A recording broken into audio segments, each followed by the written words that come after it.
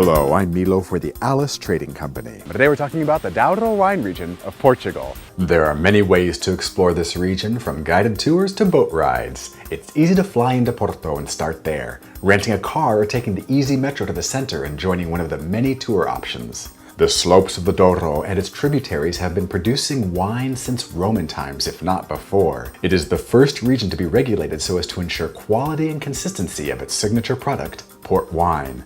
Fortified with brandy during the fermentation process, it is typically drunk as a dessert wine. However, in recent decades, certain restrictions have been lifted and various vineyards have begun to produce table wines to great results. A wine tour is definitely in order.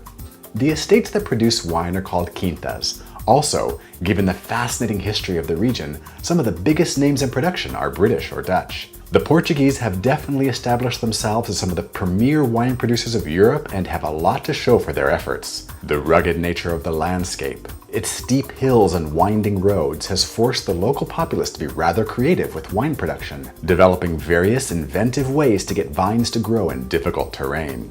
The wine-producing families built great houses on their estates, many of which have been remodeled into bed and breakfasts or boutique hotels with excellent restaurants. Everywhere you go, you will see living history. Many families have unbroken lines to famous figures in the past. For instance, if you visit Morgadillo da Calçada, not only will you see the great manor house preserved and lived in by the same family that built it 400 years ago, but you can enjoy the local cuisine as well.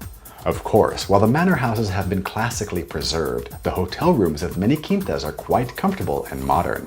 Many boat tours start in Pinhão, but you will find numerous options in Porto as well.